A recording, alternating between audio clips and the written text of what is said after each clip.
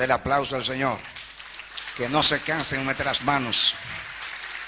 Los muertos no pueden alabar al Señor. Nosotros estamos vivos físicamente y en el espíritu. Todo lo que respire, alabe al Señor. Yo bendigo a Dios, amados, por esta ocasión de ser el instrumento, la vasija elegida para exponer la bendita palabra del Señor. He estado un poco afectado de mi garganta, pero Dios dice que su poder se perfecciona en la debilidad, y cuando somos débiles entonces somos poderosos. Quiero que tú dispongas tu corazón para recibir la palabra, que estemos quietos, tranquilos. Todo el tiempo hasta este momento hemos estado dirigiendo adoración, alabanza verticalmente al Señor, hacia arriba todo el tiempo. Ahora la bendición viene desde arriba para nosotros. Nos sentamos a la mesa con el Señor, estamos en el reposo de Dios. Dios nos ha ministrado que reposo es dejar nuestras obras para entrar en las suyas. Y cuando hay reposo, como Dios lo enseñó, hablando de los días sabáticos en el Antiguo Testamento, hay que dejar nuestras palabras, nuestros pensamientos y nuestra voluntad para entrar en el reposo de Dios. Así que yo oro a Dios para que toda distracción se vaya, cansancio, dejadez, preocupación, y que toda mente esté ahora, que Él sea el objeto de nuestra adoración, que estemos hambrientos y sedientos diciendo: Señor, habla, que tu siervo, tu sierva oye. Quiero que preparemos el corazón, quiero que vayan abriendo sus Biblias, por favor, en Segunda de Reyes, en el capítulo 2.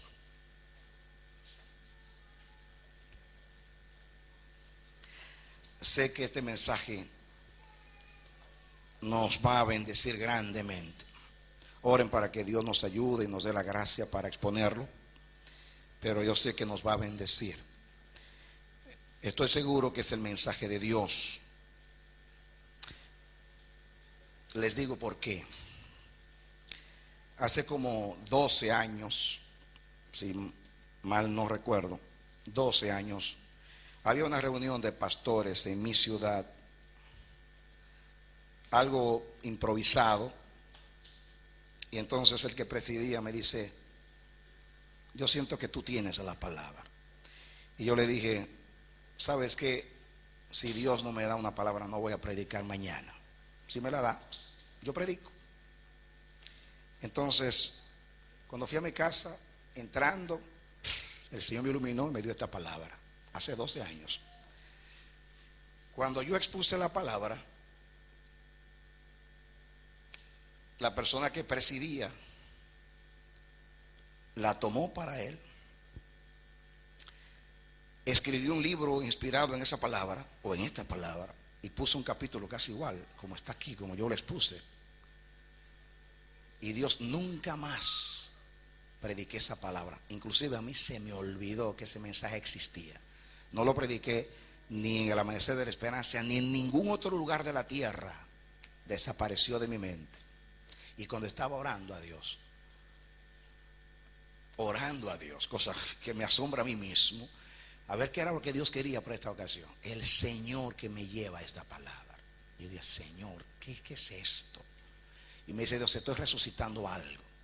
Cuando vean la naturaleza del mensaje, se van a dar cuenta. Es un mensaje que es aplicable a toda la iglesia de Cristo en estos días. Que Dios nos ayude y nos bendiga. Pero si Dios lo hizo olvidar por 12 años y lo trae en esta ocasión, es como un rema, como una palabra que Dios trae para hacer recordar algo y decirnos algo. Así que pongan atención, porque vamos a ir estudiando la palabra y va a haber algo muy poderoso que yo sé que nos va a bendecir. Segunda de Reyes, capítulo 2. Leamos los versos desde el 18 en adelante. Pero por alguna razón vamos a leer un poquito antes para que sepan el contexto, ya que voy a hacer alusión al contexto más tarde y no quiero que estén perdidos. Esta fue la ocasión. El contexto aquí es cuando Elías fue traspuesto, fue llevado al cielo. Y dice aquí, para que entendamos un poquito, el versículo 15, viéndole los hijos de los profetas que estaban en Jericó al otro lado, dijeron: el espíritu de Elías reposó sobre Eliseo, y vinieron a recibirle y se postraron delante de él. Y dijeron: aquí hay con tus siervos 50 varones fuertes, vayan ahora y busquen a tu señor. Se refería a Elías. Quizá lo ha levantado el espíritu de Jehová y lo ha echado en algún monte, en algún valle. Y él les dijo: no enviéis. Mas ellos le importunaron hasta que, avergonzándose, dijo: enviad. Entonces ellos enviaron 50 varones, los cuales lo buscaron 3 días, mas no lo hallaron. Y cuando volvieron a Eliseo, que se había quedado en Jericó, él les dijo: ¿no os dije yo que no fueseis? Y los hombres de la ciudad dijeron a Eliseo: he aquí el lugar en donde está colocada esta ciudad es bueno, como mi señor ve, mas las aguas son malas y la tierra es estéril. Entonces él dijo: traedme una vasija nueva y poned en ella sal. Y se la trajeron. Saliendo él a los manantiales de las aguas, echó dentro la sal y dijo: así ha dicho Jehová, yo sané estas aguas, y no habrá más en ellas muerte ni enfermedad. Y fueron sanas las aguas hasta hoy, conforme a la palabra que habló Eliseo. Que Dios nos bendiga a través de la palabra. Oremos. Padre, en el nombre bendito de Jesús, yo como mensajero, tu siervo en representación de esta casa, como parte del gobierno, oró por mí. Estoy bajo tu autoridad y bajo la autoridad de esta congregación. Vengo humildemente, no pretendiendo nada, sometido a tu propósito y a tu gracia, humillado bajo tu poderosa mano, entendiendo que la única manera de administrar tu gloria y tu propósito es en el suelo, humillados. Y vengo con esa actitud, dependiendo totalmente y absolutamente de la gracia de Jesucristo. Quiero ser un mensajero fiel, quiero trazar bien la palabra de verdad, quiero que los santos sean edificados, que es el propósito de la palabra o de la predicación. Padre, toma tu lugar, tu nombre sea muy levantado. Derrama sobre nosotros espíritu de necesidad, de urgencia. Mi Dios, que nuestros corazones sean alineados con el tuyo. Venga tu reino sobre nosotros, en el nombre de Jesús. Aleluya. Amén. Gloria sea al Señor. Muy bien, quiero que vean en qué lugar acontecieron estas cosas. Versículo 15 dice: viéndole los hijos de los profetas que estaban en Jericó. Más adelante dice versículo 18: y cuando volvieron a Eliseo, que se había quedado en Jericó. Así que la alusión aquí es a la ciudad de Jericó. Ustedes conocen la historia de Jericó. Saben ustedes que Jericó fue la primera ciudad conquistada por Josué y los hijos de Israel. Dios santificó esa ciudad para él y la tomó como primicia. Y dijo: esta ciudad, que es la primera, va a ser mía. Y nadie la puede tocar, porque los santos no se tocan. Yo la quiero para maldecirla, pero aún así yo no quiero que nadie la toque, justamente para que no se haga partícipe de la bendición. Pero es mía, es primicia, y yo hago con ella lo que yo quiero, y yo he determinado que esta ciudad sea destruida y sea maldita. Y no, ustedes no van a poseer nada de esa ciudad. Ustedes saben la historia, la instrucción de Dios, dieron las vueltas de acuerdo a la instrucción de Dios por los días que dijo el Señor. Y cuando gritaron todos, los muros cayeron y la ciudad fue destruida. Y saben ustedes la historia también de Acán, que codició a aquellos artículos, el manto babilónico y aquellos lingotes. Saben la historia ustedes de Jericó. Ahora, yo quiero que estudiemos algunas cosas que, aunque yo lo puedo decir con mis palabras, es importante que lo leamos para cuando llegue la aplicación de la palabra podamos todos tener la información, tener el contexto para que todos podamos entender. Quiero que ustedes vengan conmigo al libro de Josué, capítulo 6. Por favor, pónganle un marcador a su Biblia. Por favor, póngale algo a su Biblia, el dedo, un papelito, el marcador, lo que sea, porque vamos a regresar. Vamos a leer algunos textos y vamos a regresar, y el mensaje va a ser basado directamente o expositivamente en esta porción bíblica. Muy bien, vengan conmigo a Josué capítulo 6. ¿Lo tienen? Josué capítulo 6, versículo 26. Ustedes saben que Dios también me ha formado así. Primeramente sustraemos del Logos el mensaje, lo estudiamos, vamos por toda la escritura para confirmar la enseñanza y luego viene la aplicación a nuestras vidas. Muy bien, entonces Josué capítulo 6, versículo 26 dice: en aquel tiempo hizo Josué un juramento diciendo: maldito delante de Jehová el hombre que se levantare y reedificare esta ciudad de Jericó. Sobre su primogénito, o sea, su primer hijo, eche los cimientos de ella, y sobre su hijo menor asiente sus puertas. Esa fue la maldición que proclamó Josué sobre esta ciudad. Ahora, miren, vamos a ver lo que sucedió según la palabra de Dios en el año 870 antes de Cristo, o sea, unos siglos después. Vengan conmigo a Primera de Reyes capítulo 16. Primera de Reyes capítulo 16. Por favor, sigan conmigo. Ya verán que no le estoy llevando por este sendero para invertir tiempo, sino hay un propósito. Primera de Reyes capítulo 16, versículo 34. ¿Lo tienen? Muy bien. Dice aquí: en aquel tiempo, dice, en su tiempo. ¿En qué tiempo? En el tiempo de Acab. Dice el versículo 29. Dice: comenzó a reinar Acab, hijo de Omri, sobre Israel el año 38 de Asa, rey de Judá. Y reinó Acab, hijo de Omri, sobre Israel en Samaria 22 años. Y Acab, hijo de Omri, hizo lo malo ante los ojos de Jehová, más que todos los que reinaron antes de él, porque le fue ligera cosa andar en los pecados de Jeroboam, hijo de Nabat, y tomó por mujer a Jezabel, hija de Etbaal, rey de los sidonios, y fue y sirvió a Baal y lo adoró, e hizo altar a Baal en el templo de Baal que él edificó en Samaria. Hizo también Acab una imagen de acera, haciendo así Acab más que todos los reyes de Israel que reinaron antes que él, para provocar la ira de Jehová, Dios de Israel. Miren en qué tiempo se levantó este hombre. En el tiempo de la peor apostasía y rebelión contra Dios que hubo en Israel. Y escuchen el versículo 34. En su tiempo, en el tiempo de Acab y de Jezabel,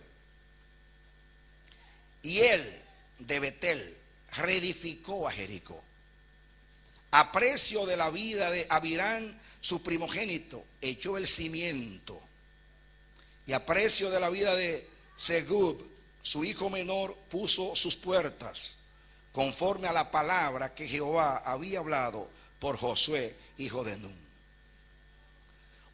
En el año 870, siglos después, este hombre se atrevió a desafiar la palabra, retó la palabra de Josué, quiso revocar esa maldición sobre Jericó, y lo intentó. No se sabe, pero la Biblia dice que sus hijos murieron conforme a la palabra de Josué. Echó el muro, edificó el muro, y el precio fue la vida de su primogénito, y puso las puertas. pagando el precio de la vida de su hijo menor. Y de esa manera desafió, retó y se rebeló contra la palabra de Dios por la boca de Josué. Ahora vamos nosotros a Segunda de Reyes. Ya tenemos un contexto. Muy bien. Así que la ciudad de Jericó era una ciudad maldita en todo el sentido de la palabra. Tan grande era la maldición que Josué dijo: como esta palabra, esta ciudad la eligió Dios para maldecirla, porque representa lo que era el espíritu de los cananeos, lo que era la mentalidad, la forma de vivir de los cananeos. Dios maldijo a la ciudad de Jericó, la hizo primicia para destruirla, y Josué, para evitar que cualquier persona pudiera recibir la maldición pronunciada por Dios, se atrevió públicamente a proclamar que cualquier persona que se atreviera a reconstruir esa ciudad va a tener que pagar el precio por las vidas de sus dos hijos, el primero y el último. Ahora sabemos ya el perfil de esta ciudad, sabemos lo que era esta ciudad. Ahora vamos a ver lo que dice la escritura aquí. ¿Qué fue lo que los hijos de los profetas dijeron acerca de esta ciudad? Dice el versículo 18: y cuando lo vieron a Eliseo, que se había quedado en Jericó, él les dijo: ¿no os dije yo que no fueseis, o sea, a buscar a Elías? Y los hombres de la ciudad dijeron a Eliseo: he aquí el lugar en donde está colocada esta ciudad es bueno, como mi señor ve, mas las aguas son malas y la tierra es estéril.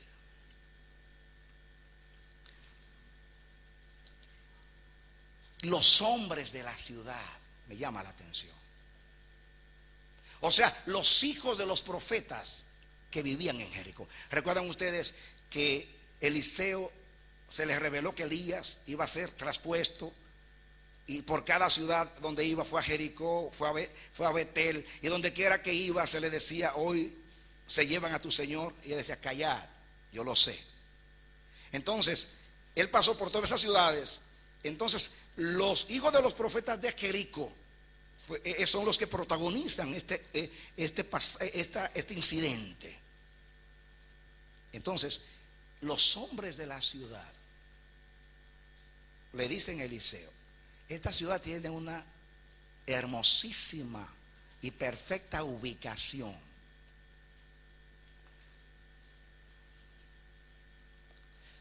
Solamente que las aguas son malas y la tierra es estéril.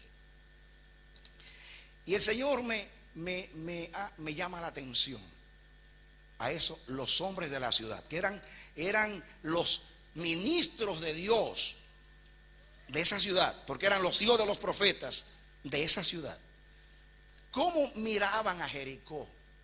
A pesar de que era una ciudad maldita, con una historia vergonzosa de rebelión contra Dios, sin embargo ellos miraban algo bueno en la ciudad. Esa es la visión que Dios le da a los ministros de una ciudad. Desde el origen de la humanidad, las ciudades se han relacionado siempre con violencia, con maldad, con corrupción, en fin. De hecho, si ustedes analizan el hombre de la ciudad, es un hombre indiferente, es un hombre violento. Usted va a una ciudad, a las grandes ciudades, usted allí es uno más. La gente ni pone los ojos en usted. A veces los vecinos están ahí, uno y no. En Estados Unidos es así, puerta con puerta, y ni se conocen. Ven unas personas, una persona tirada en la calle, y ni caso hace, siguen de largo, como el levita y el sacerdote. Hay indiferencia. El hombre de la ciudad es impaciente. Usted va manejando en la ciudad, usted comete un error y le menciona a la madre, la abuela y la tatarabuela. Ese es el hombre de la ciudad. Y la primera ciudad según la Biblia, fue construida por Caín. Así que las ciudades no tienen una linda historia.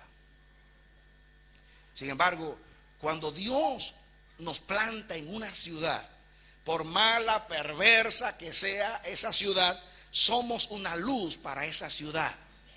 Y tenemos que ver la ciudad no como está, sino cómo va a estar después que Dios me use para transformar a esa ciudad. Entonces, estos hombres tenían carga por la ciudad. No ignoraban lo que era la ciudad. Cualquiera hubiera desarrollado su ministerio en Jericó y dice: aquí no hay remedio. Esta es una ciudad maldita. Dios aborrece esta ciudad. Esta ciudad ha sido levantada contradiciendo un oráculo de Dios y una proclamación profética. Era para decir: me mudo, yo aquí no hago nada. Pero estos hombres llevaron la preocupación al profeta. Mis hermanos, a cada uno de nosotros Dios nos plantó en un país o en una ciudad. Todos conocemos el ambiente de nuestras ciudades. Yo vivo en Nueva York, que se dice que es la capital del mundo. Cuando la iglesia se unió a orar y a proclamar a Nueva York ciudad de Dios, la misma iglesia fue que se rió de nosotros. 12 iglesias, 12 pastores, oramos por la ciudad, invadimos los túneles, los aeropuertos, rentamos un helicóptero, fuimos por los aires, rentamos también un barco y le dimos la vuelta a Manhattan, proclamando que era ciudad de Dios, y nos veían como ridículos. Y decían algunos por la radio, decían: qué ridículos son estos, diciendo la ciudad de Dios, esta ciudad tan corrompida, llena de drogas y de tanta inmoralidad, la ciudad de Dios. Pero nosotros lo hicimos porque Dios nos mandó a hacerlo, y porque estábamos mirando la ciudad no como se veía, sino como Dios quería verla. Saben ustedes, comenzamos a orar por Nueva York. Años después, las estadísticas cambiaron en Nueva York. De una de las ciudades más violentas, llegó a ser una de las ciudades menos violentas de los Estados Unidos. Comenzaron a darle el mérito al alcalde, porque él empleó a más policías. Pero nosotros sabemos que no era la presencia policial, porque el delincuente no le importa a la policía, cuando va a hacer algo lo hace. Nosotros se lo atribuimos a que rogamos, gemimos, clamamos para que Dios purificara las aguas de esa ciudad. Nueva York no ha llegado a ser lo que Dios quiere que sea, pero nosotros vamos a seguir insistiendo como los hijos de los profetas en Jericó. Igualmente, tú eres un hombre de la ciudad. Estamos aquí en Murcia, Fernando, y la iglesia Nuevo Nacimiento. Ustedes fueron plantados en Murcia. Y aquí hay pastores, líderes de naciones. Posiblemente tu ciudad se parezca mucho a Jericó. Yo me pregunto una cosa: ¿qué visión tenían estos hombres que podían ver algo bueno en esta ciudad? ¿Saben por qué? Porque dicen ellos, la ciudad está bien ubicada y es hermosa. Solamente tiene dos cosas malas: las aguas son amargas y la tierra estéril. La pregunta mía es: ¿qué bueno tenían? Porque el agua es la vida de una ciudad, y la tierra es lo que produce comida en una ciudad. En otras palabras, era como, yo tenía un amigo que se enamoró de una novia que él estaba consciente que era fea, se llamaba Carmen. Y la verdad, yo la conocí, era fea, como la palabra sobaco.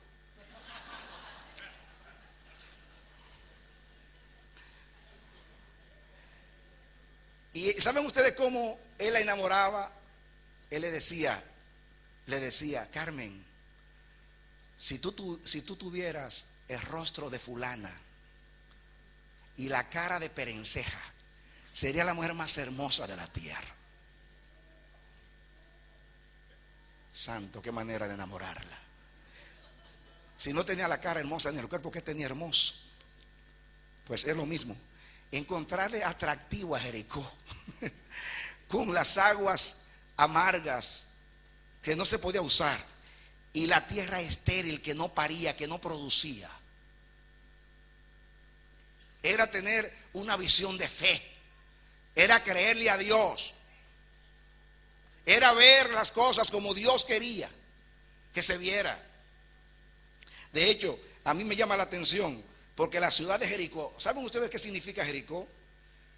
Lugar fragante.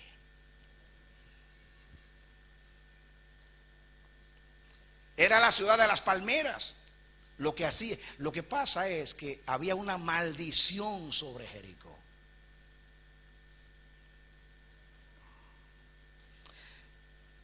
Significa ciudad de la luna.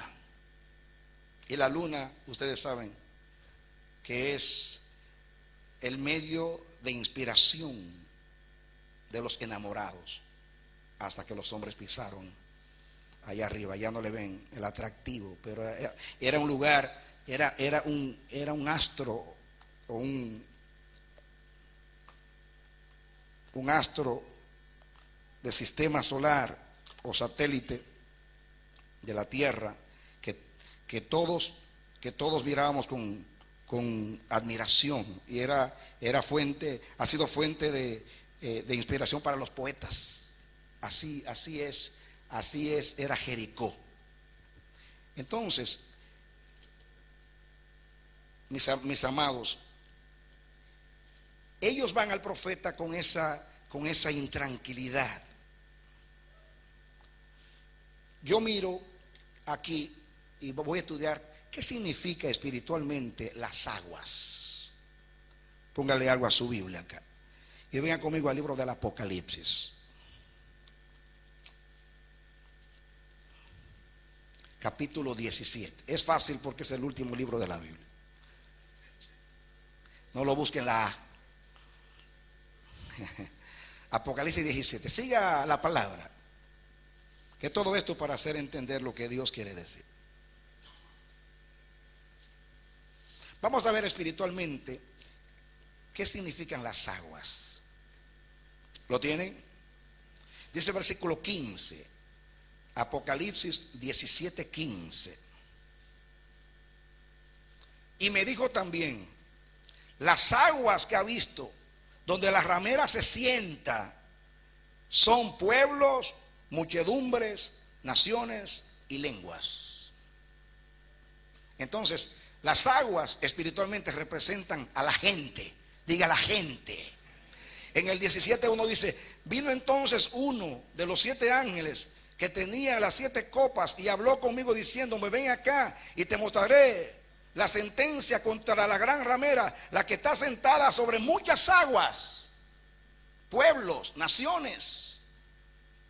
Entonces, las aguas representan espiritualmente la gente. ¿Qué representa entonces la tierra? En la parábola del sembrador, Jesús dijo que la semilla es la palabra de Dios y la tierra es el corazón del hombre. De hecho, cuando aplica Jesús la parábola, dice que viene el malo y te roba lo que fue sembrado en tu corazón, según Lucas en la aplicación. Y Lucas, cuando habla de buen terreno, dice y la semilla que cayó junto en buena tierra, estos son los que tienen un buen corazón noble y recto, que reciben la palabra, la entienden y dan fruto al 100 por 1. Entonces, aplicando lo que dice la Biblia, espiritualmente en una ciudad el agua representa a la gente, las muchedumbres, y la tierra representa el corazón de la gente. Representa la condición espiritual, moral, la forma de pensar y de sentir y de obrar de una ciudad. Ahora, apliquen esto espiritualmente. En Jericó, la gente era amarga, inservible. No se podía beber aquella agua. Así era la gente. Y la tierra era su corazón, que también estaba dañado.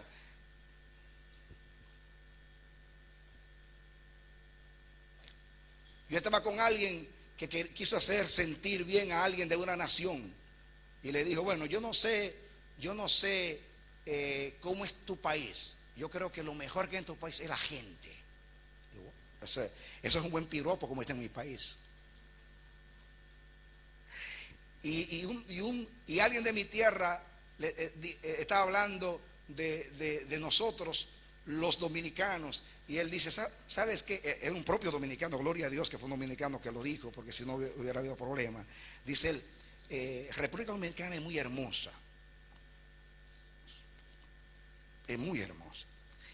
pero hay problemas bien serios, y la única manera de resolver el problema es sacando a todos los dominicanos y trayendo gente de otros lugares. Así se arregla la república.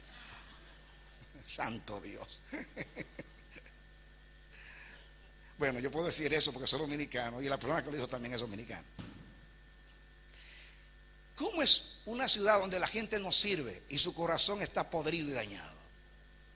¿Acaso no es eso lo que describe nuestra sociedad moderna en nuestras ciudades hoy? Todo está contaminado. Jesús dijo, el buen hombre del buen tesoro de su corazón saca cosas buenas, y el mal hombre del mal tesoro de su corazón saca cosas malas, porque de la abundancia del corazón habla la boca.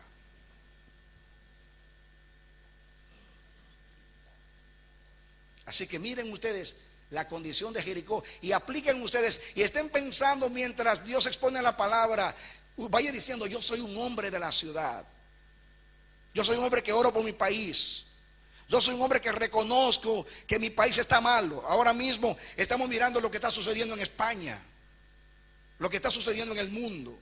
Cada día se ve el espíritu anti Dios. Miren, voy a decir algo, me voy a atrever a decir algo. Ayer estábamos orando y el Espíritu de Dios, la voz profética vino sobre mí. Y antes de que yo abriera mi boca, el Espíritu de Dios me dijo que el presidente de los Estados Unidos había proclamado su sentencia.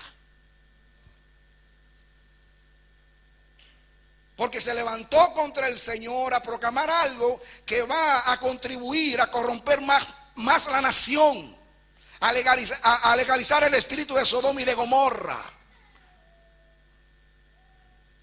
Y no lo estoy diciendo políticamente, lo estoy diciendo proféticamente. Cavó su tumba porque se levantó contra Dios.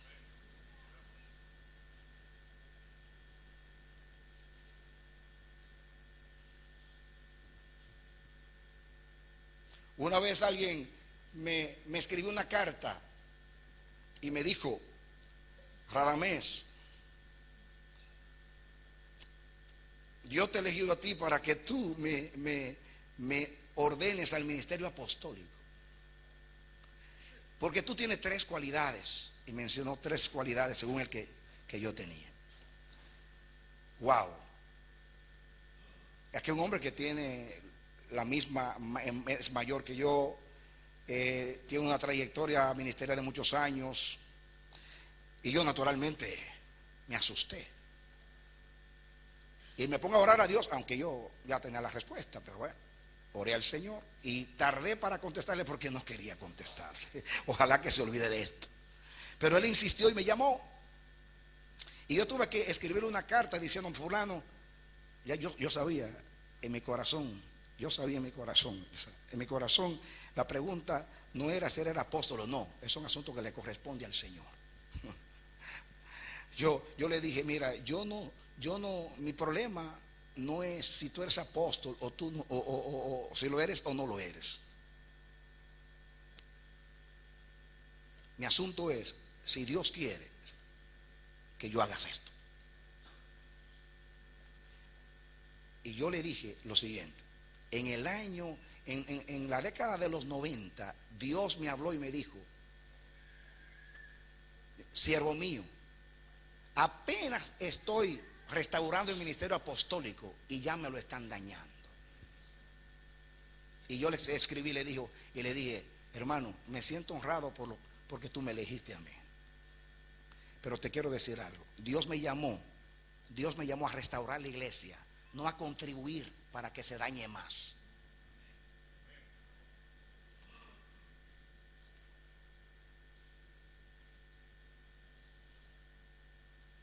El mundo está corrompido. Nosotros no podemos cambiar al mundo, pero podemos evitar que el mundo nos cambie a nosotros.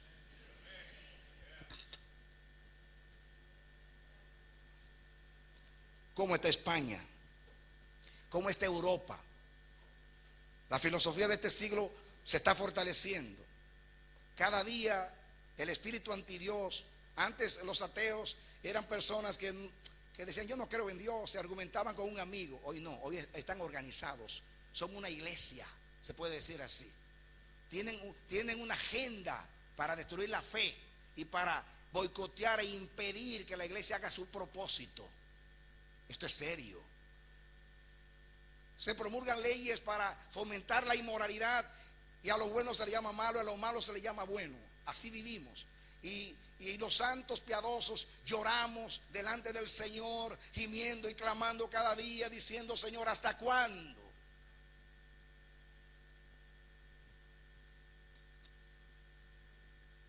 Entonces, venga conmigo usted otra vez a Segunda de Reyes capítulo 2 y entremos ahora en tema aquí. Dice aquí: la gente era mala y su corazón era perverso, que no producía nada, era estéril. Dice el versículo 20: entonces él dijo, traedme una vasija nueva y poned en ella sal. Y se la trajeron. Wow. ¿Creen ustedes que esa idea vino de Eliseo o es una revelación de Dios? El profeta hubiera pedido una vara, un palo, lo que sea. Dice, tráiganme una vasija nueva. Hoy se ha usado muchas veces la palabra vasija.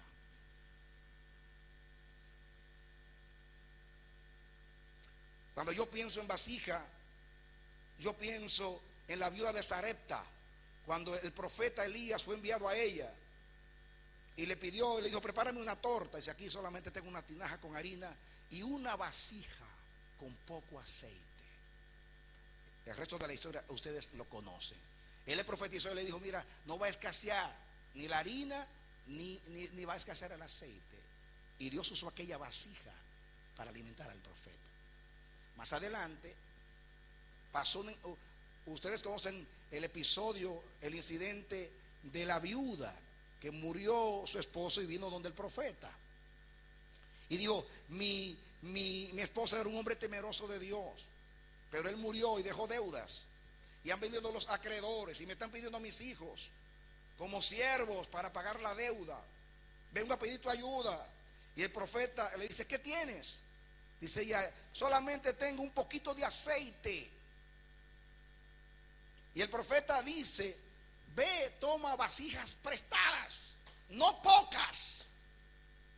Y ella salió a buscar vasijas prestadas. Y ustedes saben que mientras hubo vasijas, hubo aceite. Cuando se acabaron las vasijas, se acabó el aceite. Cuando Dios, mis hermanos, determina bendecir y llenar, Dios dice, derramaré mi espíritu sobre toda carne. Y para que se le crea, para que vea cuán deseoso está Él y cómo es su voluntad de bendecir, Él elige 3 grupos discriminados. Dice, derramaré mi espíritu sobre los viejos. ¿Quién quiere a los viejos? Nadie quiere tener una iglesia de ancianos. Ya están gastados, ganan poco. Pero dice Dios, sobre ellos derramaré mi espíritu y tendrán visiones. Después menciona a los jóvenes. ¿Quién quiere tener una iglesia de jóvenes? Estoy hablando de adolescentes que no producen nada, porque ahora todo es el dinero. ¿Quién le va a pedir un consejo a un joven? Pero dice Dios, los jóvenes también derramaré mi espíritu sobre ellos y verán visiones. Y después se atreve a decir, y sobre los esclavos, que son los siervos, derramaré mi espíritu, dice el Señor. Viejos, jóvenes y esclavos, 3 grupos que nadie quiere. Eso quiere decir, estoy tan deseoso de llenar las vasijas, que voy a llenar aquellas aún que son menospreciadas y no estimadas. Ustedes han oído, han leído la ilustración de Jeremías capítulo 18 y 19, cuando Jeremías va a casa del alfarero, y aquella hermosa ilustración que tanto nos ha bendecido.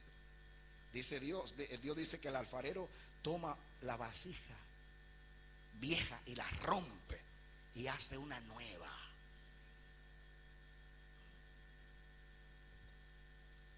Pablo habla de vasos de honra y vasos de deshonra. Pablo dice que la vasija es de barro, pero la excelencia de Dios está derramada sobre la vasija.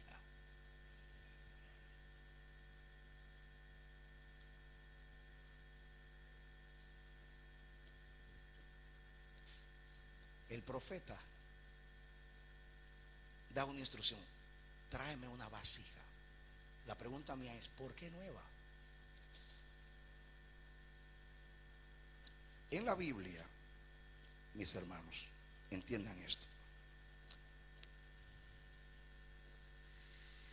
En el Nuevo Testamento,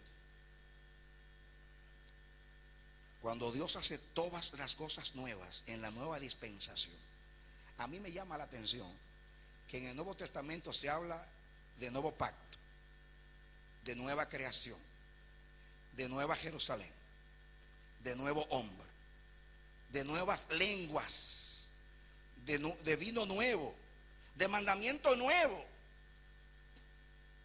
La pregunta mía es, cuando Dios quiere manifestar su gloria y su poder en el nuevo pacto, decide hacerlo todo nuevo.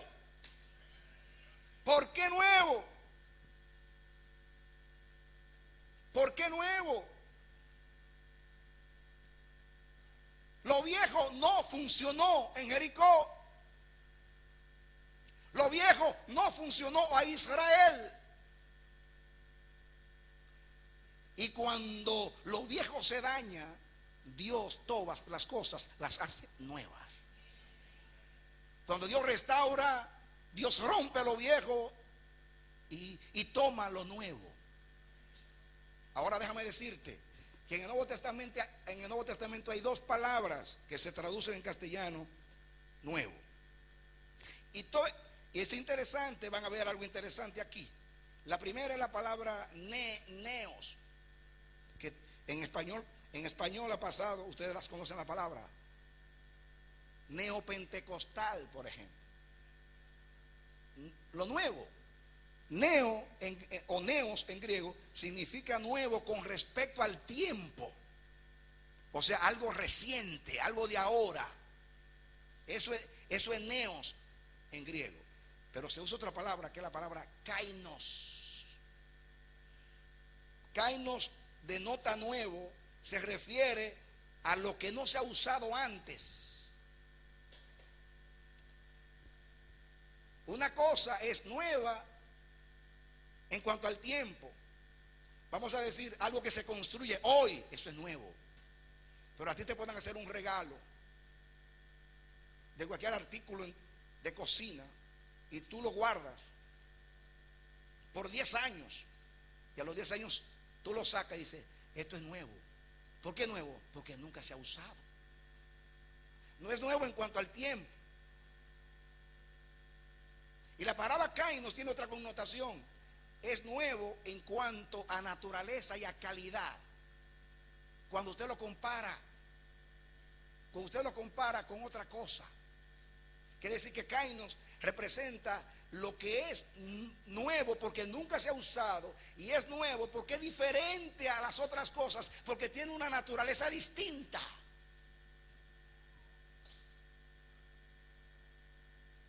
Wow, qué enseñanza. Escucha ahora la aplicación de esta palabra. El pacto que Dios hizo, que llamamos nuevo, no es nuevo en cuanto al tiempo. Ese pacto lo tenía Dios hecho desde antes de la fundación del mundo, pero no se había usado. Llegado el cumplimiento del tiempo, Dios envió a su Hijo. He aquí vienen días, dice el Señor, en los cuales haré un nuevo pacto con la casa de Israel, no como el pacto que hice con vuestros padres, el día que los tomé de la mano para sacarlos de la tierra de Egipto, porque ellos invalidaron mi pacto. ¿Ves que lo está comparando? Este tiene otra naturaleza, tiene otras estipulaciones, mejores promesas. No es nuevo en cuanto a neos, es kainos. Estaba en la mente de Dios desde la eternidad, pero llegado el cumplimiento del tiempo, el Hijo vino a traer el nuevo pacto con mejores promesas. Ya no por la ley, sino por la gracia bendita de Dios.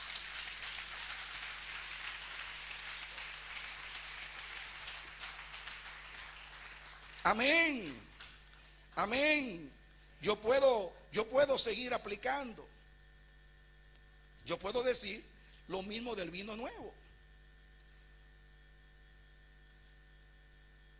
El vino nuevo no es nuevo porque es un vino de ahora.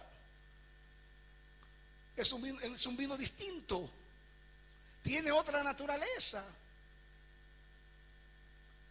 Guardado en Dios desde antes de la fundación del mundo, manifestado ahora para celebrar con el vino y traer alegría de salvación a los perdidos. Yo puedo decir lo mismo. Yo puedo decir lo mismo de las lenguas, de las lenguas nuevas. Hablarán nuevas lenguas. Las lenguas que hablamos no son nuevas. Pablo habla de lenguas humanas y angélicas.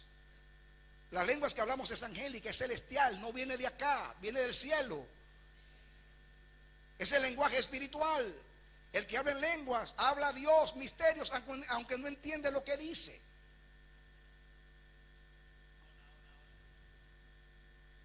Un mandamiento nuevo os doy, que os améis los unos a los otros. Eso sí, quizás no lo dice así mismo el Antiguo Testamento, pero lo dice de muchas maneras. Los dos mandamientos, amar al prójimo y amar a Dios, está en la ley. No está así tan manifiesto como Jesús lo hizo, porque Jesús trajo la enseñanza. Así que el mandamiento es nuevo, no en cuanto al tiempo. Es nuevo porque Cristo tomó la ley y ahora no la aplicó en las letras, sino el espíritu de la palabra. Eso es lo que se llama el espíritu.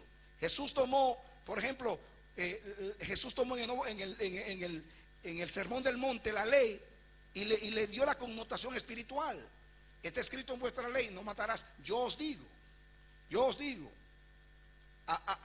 Dice, la ley dice: odien, aborrezcan al enemigo. Yo os digo, amen al enemigo.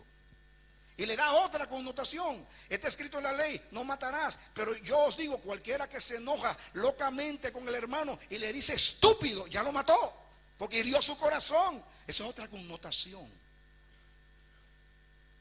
No cometerás adulterio, dice la ley. Yo os digo, cualquiera que con intención mire a una mujer para codiciarla, ya adulteró con ella en el corazón. Miren ustedes ahora, una dimensión desconocida.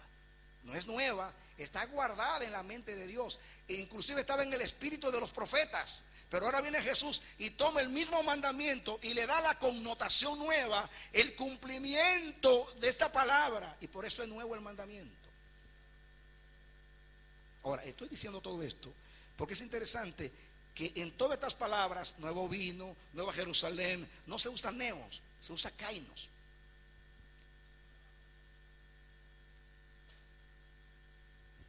Ahora, estoy diciendo esto para que entiendan cuando habla la Biblia del hombre nuevo. De manera que si alguno está en Cristo, nueva criatura es. Las cosas viejas Las cosas viejas, cuando hay una vasija nueva, las cosas viejas pasaron. Hay que sacarlas, las cosas viejas. Jericó era bien vieja y la gente se había corrompido porque la inmoralidad era bien vieja, que había llegado al colmo de la maldad y estaba todo dañado.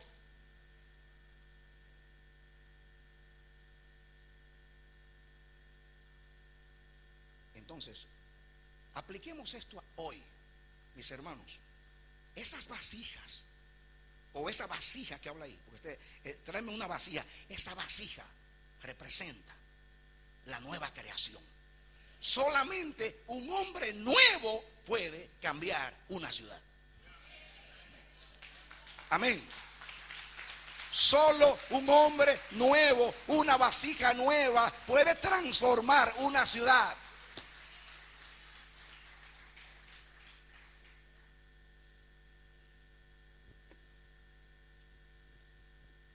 ¿Usted entendió eso? Solo una vasija nueva. Y Dios hoy quiere transformar tu ciudad. Y dice Dios, te elijo a ti. Eres una vasija nueva. Eres una vasija nueva. Eres una vasija nueva. Amén. Yo quiero aplicarte la palabra para que tú veas algo importante aquí, hermano, hermana. Escúchame esto. Yo les leí a ustedes el caso de Hiel. Hiel representa los sistemas religiosos. Hiel representa la cultura eclesiástica. Porque Hiel viene y dice: yo voy a transformar a Jericó, pero usando sus propios métodos. Voy a cambiar las cosas aquí. Y saben ustedes, primeramente se rebela contra Dios. Trata de revocar la palabra de Dios, como diciendo: eso no es verdad, eso no es verdad, eso no es verdad. Y no importa lo que pase, yo voy a reedificar esta ciudad. Y entonces, miren ustedes que lo que él hace, pensando que de esta manera va a cambiar la ciudad. Le pone muros.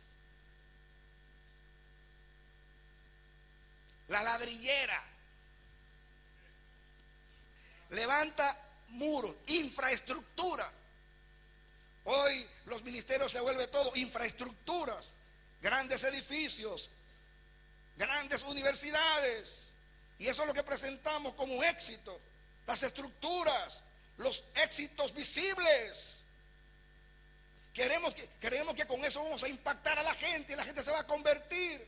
Oh, mis hermanos, no podemos competir con el mundo. El mundo está en prosperidad.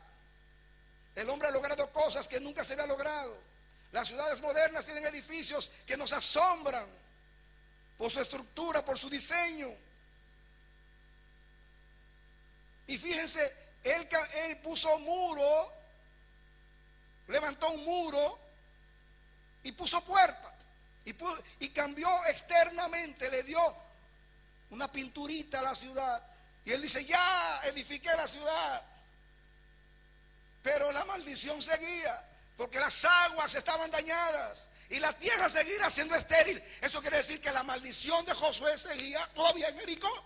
La religión no cambia a nadie. Yo quiero decirte una cosa: el evangelio son buenas nuevas proclamadas por vasijas nuevas. Amén. Amén.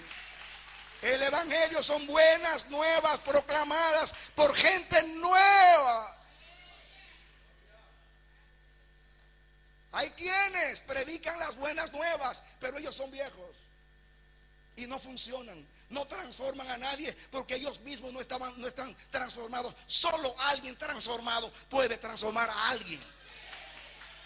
Amén. Nadie que no haya sido transformado por el Espíritu Santo podrá transformar. Nadie que no sea una nueva creación puede crear algo nuevo en los demás. El reino de Dios no es nuevo. El reino de Dios existe desde que Dios existe. Llegó a nosotros nuevo porque Adán lo dañó, pero Cristo restauró en nosotros. Y solamente vasijas nuevas pueden llevar el reino de Dios a la tierra.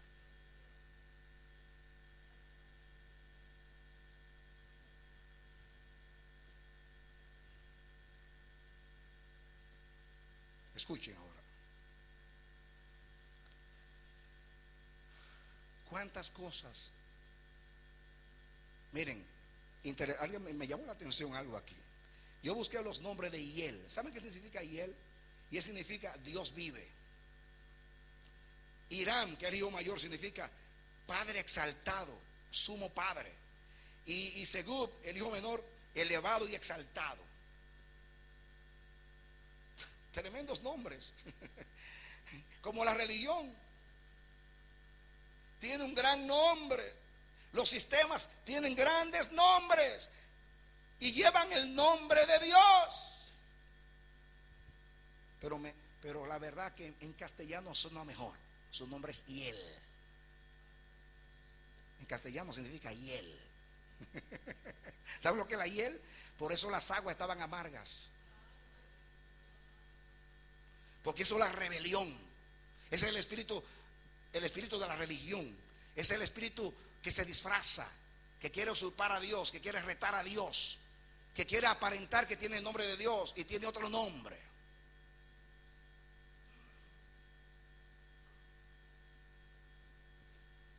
Pero dice el profeta, la segunda instrucción es: traerle una vasija nueva y poned en ella sal. ¿Por qué sal? Todos ustedes conocen, mis hermanos, el significado de la sal, pero yo quiero refrescar un poquito vuestra mente. No tienen que buscar estos textos, yo los tengo aquí y los voy a leer. En Levítico 2:13, Dios instruyó a Moisés diciendo: y sazonarás con sal toda ofrenda que presentéis, y no harás que falte jamás de tu ofrenda la sal del pacto de tu Dios. En toda ofrenda ofrecerás sal. En otras palabras, no podía faltar el ingrediente de la sal en ninguna ofrenda a Dios. En ninguna ofrenda. Dios le llama el pacto de sal. Y en el versículo 11 de ese capítulo 2 de Levítico dice Dios, escuchen: ninguna ofrenda que se ofreciereis a Jehová será con levadura, porque ninguna cosa leuda ni de ninguna miel se ha de quemar ofrenda a Jehová. ¿Saben por qué? Porque tanto la levadura como la miel se fermentan.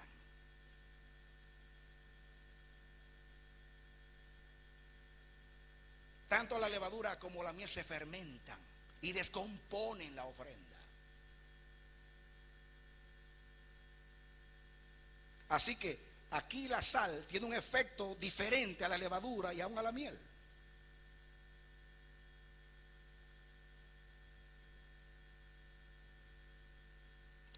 No lo tienen que buscar, pero en Números 18:19, Dios promete a Aarón y a sus hijos, bajo pacto de sal, todas las ofrendas elevadas ofrecidas por los hijos de Israel. Dice: te doy, le dijo a Dios, dijo: te doy todas las ofrendas elevadas a ti y a tus hijos para siempre, como pacto de sal.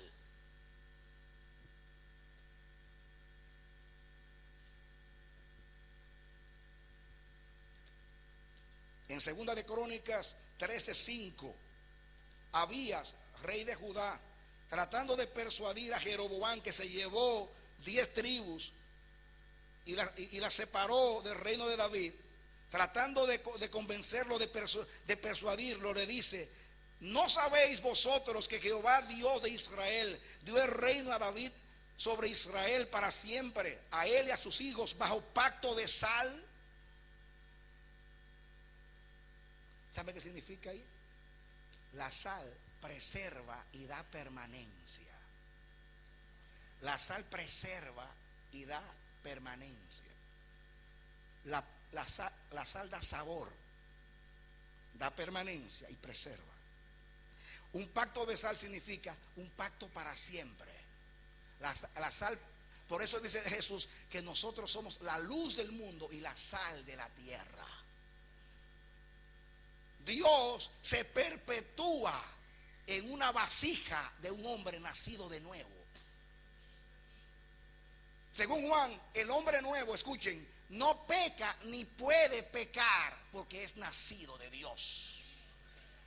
Dos razones por las cuales no puede pecar. Dice Juan, uno, porque es nacido de Dios, y dos, porque el que fue engendrado en ella la cuida para que el enemigo no la toque. En otras palabras, yo lo voy a aplicar. La primera, no puede pecar porque es nacido de Dios. Diga vasija. Diga vasija. Significa criatura nueva.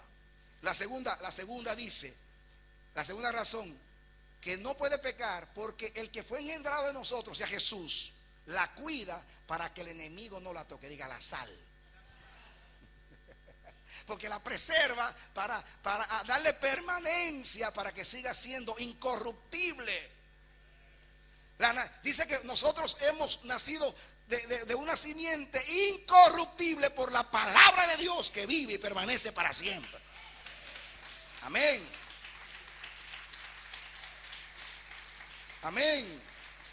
Imagínense la vida de Dios incorruptible y también con la sal, que lo que hace es que evita la corrupción. Hay permanencia de Dios en esa vasija, y esa es la vasija idónea y apta para transformar y sanar las aguas y cambiar a la gente y el corazón de la gente.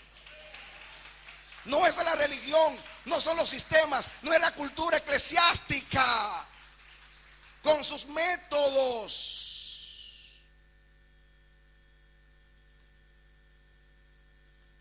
Me llama la atención una cosa, que este fue el primer milagro de Eliseo: transformar las aguas. Y el primer milagro de Jesús en Caná de Galilea fue también transformar las aguas. Jesús dijo, habían allí las tinajas de la purificación. Los judíos se purificaban según la ley o la costumbre rabínica de la purificación. Y Jesús en ese milagro estaba enseñando algo. Jesús dice, llenen las tinajas. Y llenaron las tinajas. Y luego el Señor transformó el agua en vino. Los judíos usaban el agua para purificación. Jesús dice, desde ahora en adelante no va a ser esas aguas que van a purificar las aguas de la religión.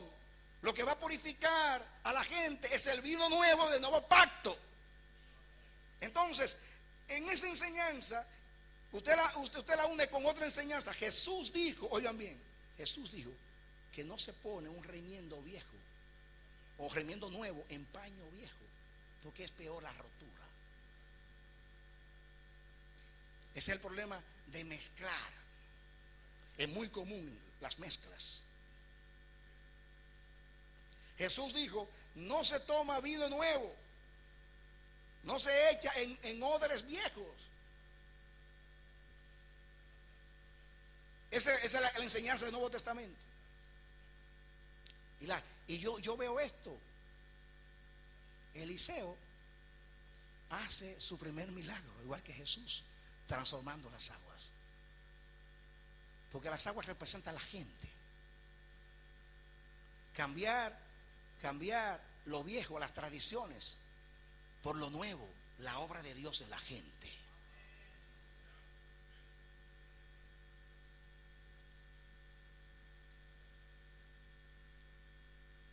Ahora, noten ustedes la parte final.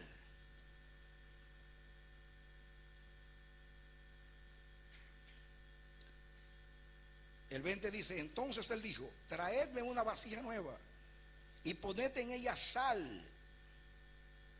Y se la trajeron. Y saliendo él a los manantiales de las aguas, echó dentro la sal. La sal estaba ¿dónde? Dentro de la vasija. ¿Dónde está lo incorruptible en nosotros? En la vasija.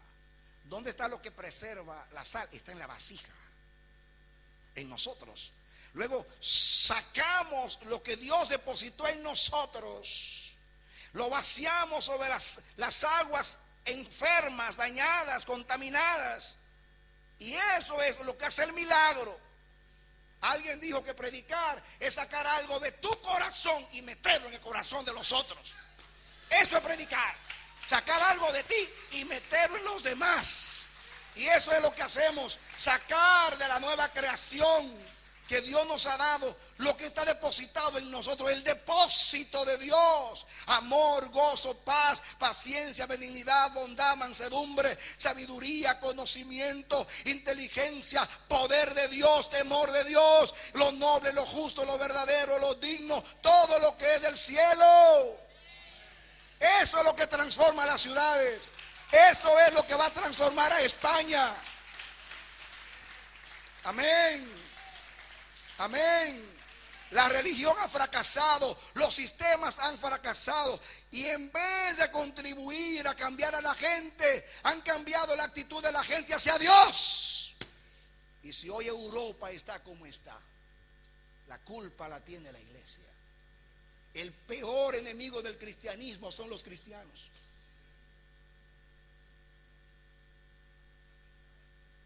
A mí me fascina la historia. Estudié historia en la universidad. Tengo una licenciatura entre mis grados en historia. Pero desde niño me fascinaba. Me metía en la biblioteca de mi ciudad. Estudiaba y tomaba los tomos de historia. Duermo todavía con un libro de historia en mi cabecera. Cuando tengo tiempo así yo lo leo. Pero se me ocurrió días atrás leer la historia de la iglesia, que la he leído tantas veces, y como si lo hubiera leído por primera vez en un sentido. Digo, Dios mío, ¿qué es esto? Desde el siglo IV, que supuestamente se convirtió Constantino, que la iglesia se casa con el Estado. Desde entonces nunca la iglesia fue la misma. Entró la avaricia de los obispos, los pleitos entre los obispos, los unos con los otros, tratando de ganarse la voluntad del emperador, para que el emperador desterrara a para quedarme yo y me nombrara a mi obispo. Y entonces, mis hermanos, la iglesia comenzó a competir con el Estado, tratando de robarle al Estado la autoridad y el poder, argumentando que si la autoridad espiritual es superior a la civil, entonces la civil debe someterse al espiritual, y el Estado le decía: no, pero la Biblia dice que la iglesia debe someterse a los reyes de la tierra. Y así por siglos peleaban. Y las cosas más indignas de Dios se hicieron. Y esas vasijas, en vez de sanar, lo que hicieron fue contaminaron la tierra. Y esa antipatía que tiene Europa hoy, ese movimiento de laicado, no es más que una reacción de la gente. Entonces la iglesia como sistema religioso, lo que ha hecho es que ha dañado al mundo. Pero la única esperanza del mundo es Cristo, a través de las vasijas nuevas y de la sal que va a preservar a este mundo corrompido. Amén. Y escuchen ahora lo que sucede al final de este mensaje. Y saliendo él a los manantiales de las aguas. Ahora vas a dar, acuérdense que las aguas son los pueblos y la gente. Echó dentro la sal, que la sacó naturalmente de la vasija, y dijo: así ha dicho Jehová, yo sané estas aguas, y no habrá más en ellas muerte ni enfermedad. Ahora viene la palabra profética, viene la unción profética. Por la palabra de Jehová fueron hechos los cielos, y los cielos de los cielos por la palabra de su boca. Él dijo y todo fue hecho, mandó y existió. Esa misma palabra es usada por Dios para preservar. Dice que Él conserva, preserva, nutre, alimenta, sustenta toda la creación con la palabra de su poder. Esa misma palabra se encarna en el verbo, en Jesús, que es la palabra de Dios, que es el pensamiento de Dios hecho audible. Y Jesús viene, el logos de Dios, la palabra de Dios se hace carne, habita entre nosotros para traernos la redención. Luego que logra la redención, entra el Espíritu Santo. Por eso dice: santifícalos en tu verdad, tu palabra es la verdad. El Espíritu Santo viene a regenerarnos, y a través de él viene la nueva vasija, la nueva creación.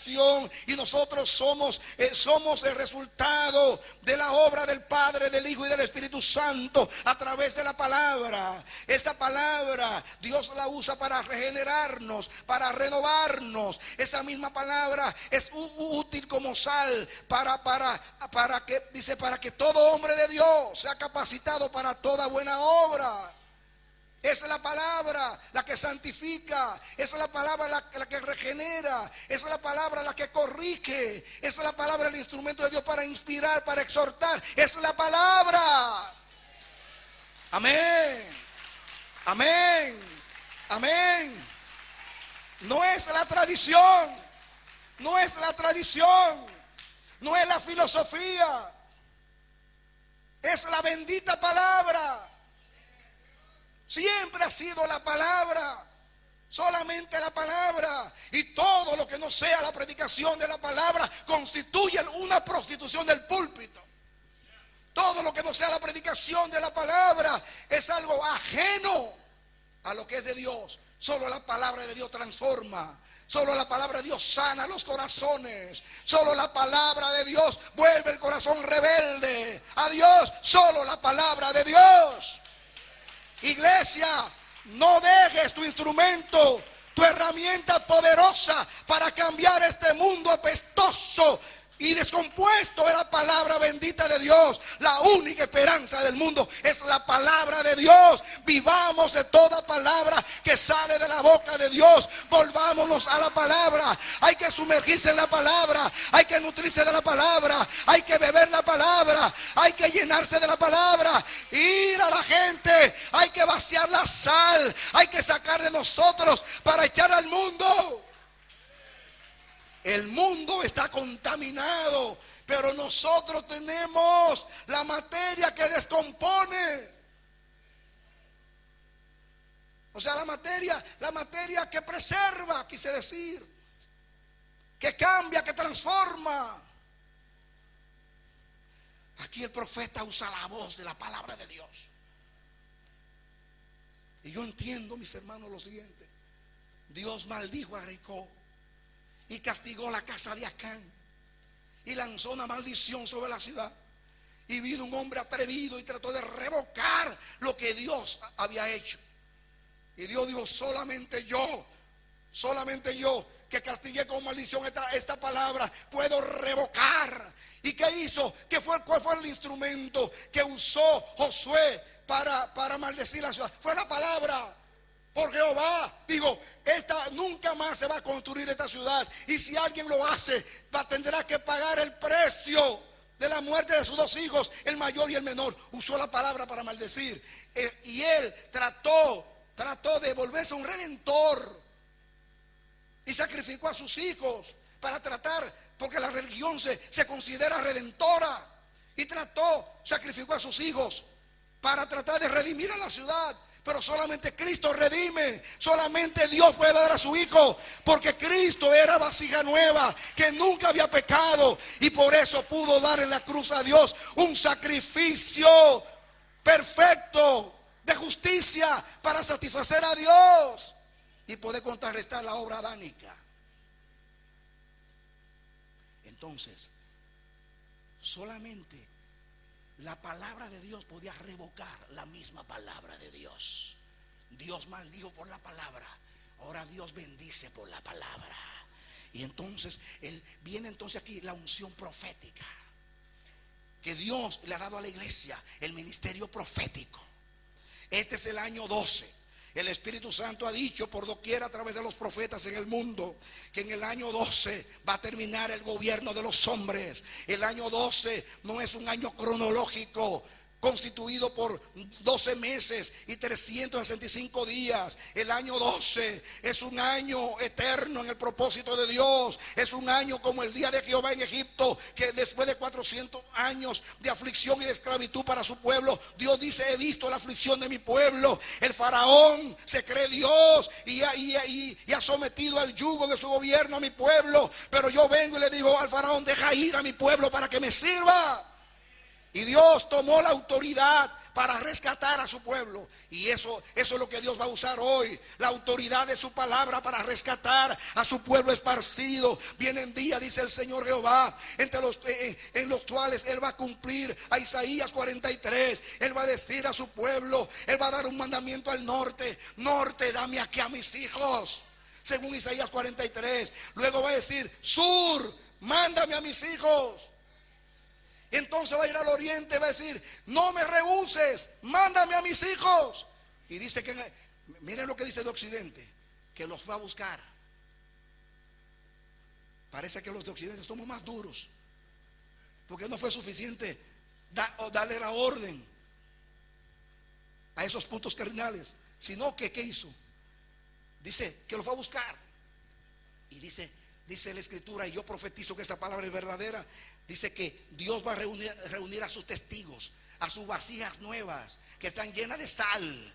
Y va a decir Dios: he aquí mi testigo, dice Jehová, el pueblo que yo escogí. Antes de mí no fue creado Dios, ni lo será después de mí. He aquí el pueblo que me cree, he aquí el pueblo que me conoce, he aquí el pueblo que me entiende, he aquí el pueblo que yo he equipado por años. Ahora, dice Dios, yo me voy a echar a un lado y los voy a dejar a mis testigos. Que vengan los brujos, los hechiceros, los idólatras y todos los que dicen que anuncian el futuro. Yo solo anuncio cosas nuevas, y estos son mis testigos. A ver, yo me echo a un lado y Dios va a retar a los brujos y hechiceros a través de un pueblo que le cree por la palabra. Amén. Amén. Amén. Amén. Dios ha proclamado este año el año de la autoridad de Dios, el fin del gobierno de los hombres. Dios proclama que la autoridad se va a imponer a través de la palabra. Así que hay que hablar la palabra. Háblala sobre tu esposa si todavía no ha llegado al Señor. Háblala sobre tu esposo. Habla la palabra de Jehová. Saca la sal de ti y comienza a proclamar. Dios dijo una vez y lo volvió a repetir: voy a castigar a España y a Europa. Voy a humillar a este continente, y el continente viejo va a ser nuevo. Dios se vuelve a Europa. Al cabo de los días, dice el Señor, va a contrarrestar la soberbia, la arrogancia, la petulancia. La va a batir por el polvo. Lo que está muy elevado, muy altivo, lo va a bajar. Los montes y collados, porque solo Jehová será exaltado aquel día, dice la palabra. Amén. La palabra profética dice: llegó el fin de la arrogancia humana. Pero Dios necesita vasijas. Dios determinó no enviar a los ángeles, sino enviarnos a nosotros. Diga: yo soy una vasija nueva. Yo estoy lleno de sal por dentro. Solo el Espíritu Santo en mí, por la palabra, puede purificar las aguas. Solamente la palabra que está en mí, proclamada con fe, puede sanar las aguas, las multitudes, y cambiar los corazones de los hombres. Estamos en el tiempo de la palabra. Hay que profetizar sobre los pueblos, hay que profetizar sobre las naciones, hay que profetizar sobre lo imposible, de acuerdo a la palabra del Señor, usando la palabra. Lo que Dios prometió, creyendo a la promesa de Dios. Eso fue lo que hizo el profeta. Proclamó. Y miren que el verbo está en pasado. Una cosa muy extraña. Miren lo que dice. Dice el 21: y saliendo él a los manantiales de las aguas, echó dentro la sal y dijo: así ha dicho Jehová, yo sané estas aguas. No dice yo voy a sanar estas aguas. Dice yo sané estas aguas. La palabra, Dios llama a las cosas que no son como si fueran. Esa es la fe. La fe llama a las cosas que no son como si fueran. Yo sané estas aguas y no habrá más en ellas muerte ni enfermedad. Santo Dios, qué palabra. No habrá jamás aquí ni muerte ni enfermedad. ¿Por qué Dios elige este mensaje? Fíjense que este ministerio se llama Nuevo Nacimiento, nuevas vasijas. ¿Por qué Dios saca un mensaje de 12 años atrás, olvidado ya, para predicarlo hoy acá? Yo vengo a decir como Jesús en la sinagoga de Nazaret, cuando leyó la escritura: hoy se ha cumplido esta escritura entre vosotros o entre nosotros. Todo aquel que crea la palabra de Dios, esta palabra va a ser vida en usted. Amén. Que Dios nos inspire a creer a la palabra, porque el mundo está de acuerdo a Jericó. Las aguas están contaminadas, los corazones están corrompidos, el mal se multiplica en todas sus formas, espíritus de demonios han salido de los infiernos, el diablo está fraguando para dañar. Dios le dice a las vasijas: levántense, vasijas, llénense de sal, llénense del espíritu, llénense de fe y proclamen la palabra sobre lo imposible. ¿Qué hace Dios con proclamar que comenzó el año de su gobierno si la iglesia no lo cree? Yo lo creo. ¿Usted lo cree? Entonces actuemos. Vamos a las aguas. Vamos a las aguas. Vamos a las aguas. Vamos a las aguas. Vamos a las aguas. Vamos a las aguas. Vamos a las aguas.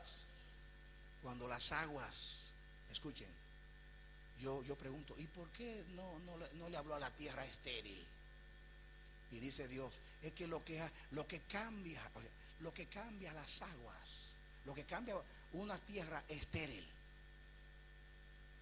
en una tierra fructífera, ¿qué es? Agua. Cambiar del agua se cambia la tierra. Se cambia el ambiente, se cambia todo. Pero hay que creerlo. Hay que creerlo. Es un reto de Dios para nosotros, un reto profético. Tantas cosas que se dicen. Dicen que España es la tumba de los pastores. Que llega a España aquí, esto es tan duro. Esto es tan duro que el ministro que llega aquí pierde la visión y se vuelve estéril. Eso es lo que se predica, se confiesa con la boca. Pero Dios quiere profetas como Eliseo. Profetas como Eliseo que digan: a mí no me importa que sean duros, a mí no me importa que estén contaminados, a mí no me importa que sean estériles. Yo tengo la palabra de Dios que lucha a nuestro lado. Amén. Se ha multiplicado la incredulidad y la maldad. Entonces esto es un reto, un desafío. Este tiempo, lo que está sucediendo, amerita de que los hombres de Dios, las vasijas nuevas, las mujeres de Dios, se levanten creyéndole a Dios.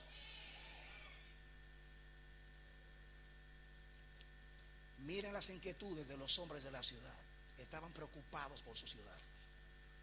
Cuando en el tiempo de la reforma, la reina de Escocia decía: yo le tengo más miedo a las oraciones de Juan Knox, el reformador, que a un ejército de 10,000 hombres. Porque Juan Knox oraba a Dios y gemía y decía a Dios: Señor, dame a Escocia o me muero. Imagínate Fernando Vergara, tú y el gobierno de esta iglesia orando y gimiendo a Dios, derritiendo la nieve con las rodillas, diciéndole a Dios: salva a Murcia, salva a España, cambia esto, cambia Europa, doblega el corazón.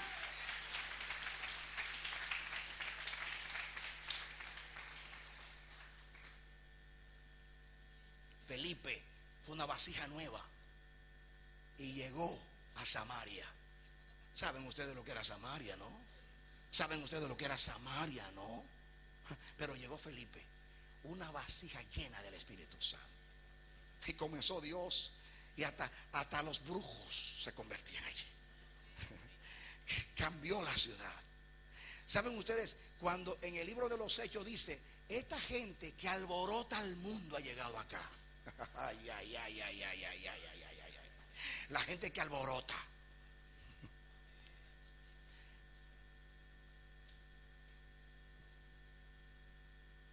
John Wesley le dio a Inglaterra y al mundo cientos de ministros que los formó en su discipulado.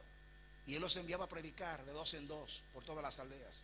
Y cuando regresaban, él les formulaba dos preguntas. La primera era, ¿se convirtió alguien? No, pastor. Ok. ¿Se enojó alguien? No, pastor.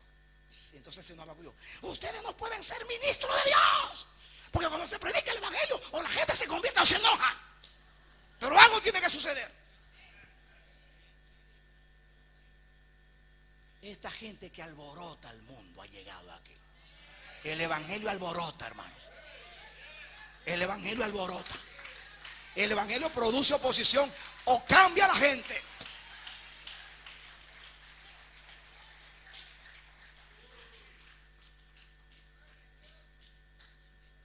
Pero Dios quiere. Dios quiere. David Brainerd fue misionero entre los pieles rojas de América, de Norteamérica. En el tiempo aquel donde los indios estaban enojados porque los blancos le estaban robando sus tierras. Y no podían ver un blanco por allí. Y este hombre se metió entre ellos. Y una vez, antes de entrar a la aldea de ellos, con una nieve como de casi 3 metros en esas montañas, y los indios ven un hombre blanco que está arrodillado, iban con las lanzas y con las flechas, y él estaba orando por ellos, y dice que las lágrimas caían en las nieves, y en la nieve se derretía con las rodillas, él orando por ellos. Y cuando ellos venían y lo vieron gimiendo así, llorando, se paran. ¿Y qué es esto? Y entonces lo toman preso y buscan un intérprete. Y le dice qué estaba haciendo. Y él le dice, estaba orando al gran espíritu, porque es el lenguaje de ellos, al gran espíritu, para que los transforme a ustedes. Comenzó a predicar. ¿Y saben ustedes quién era el intérprete? Un borracho. Y el borracho, él dice, ¿qué está? Él dice, eligieron usted un borracho como traductor, pero él es el único que había que sabía inglés. Así que el borracho, hermanos, convirtiéndose los indios. ¿Saben por qué? Porque esa vasija estaba llena de sal, de pasión, de pasión. Le importaba la conversión de ellos. Derretía la nieve orando por ellos. Y eso es lo que Dios anda buscando. Vasijas así, nuevas, que no se hayan usado antes. Que no se hayan usado antes. Que no hayan sido manoseadas ni dañadas.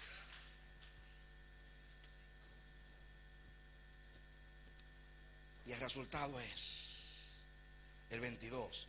Y fueron sanas las aguas hasta hoy. Escuchen, conforme a la palabra que habló Eliseo.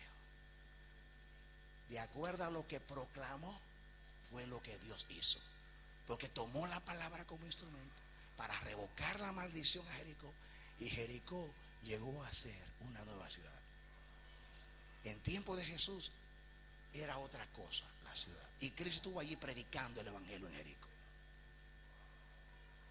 Oremos a Dios.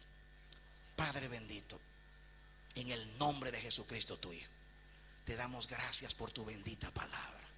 Dios, que la palabra nos haya inspirado. Que se acaben ya los lamentos de que el hombre va de mal en peor, engañando y siendo engañado. Eso lo sabemos. Que el mal prevalece, eso lo sabemos. Que la maldad ha llegado al colmo, eso lo sabemos. Que el mundo está contra Dios, eso lo sabemos.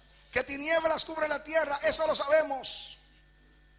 Padre, Que no nos lamentemos más de la situación del mundo, que nos levantemos como vasijas nuevas, llenas de la sal del Espíritu Santo, y vayamos, Dios mío, a vaciarnos sobre las aguas del mundo, a vaciarnos, a derramarnos, para terminar con la corrupción, para cambiar los corazones, para que el mundo vuelva a producir y deje de ser estéril, y los hombres comiencen a dar fruto para Dios, fruto para vida eterna.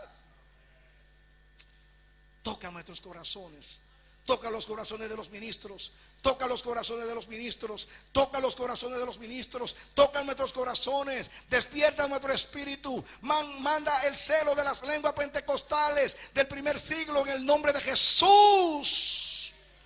Acaba con la indiferencia, con la apatía, despierta a los que duermen, termina con el letargo en el nombre de Jesús.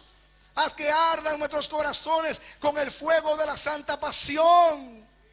Es tiempo de obrar. Es tiempo, Dios mío, de levantarnos como Eliseo, de usar la palabra, de proclamar tu palabra sobre los hombres, de presentar a todo hombre perfecto en Cristo. Toca nuestros corazones.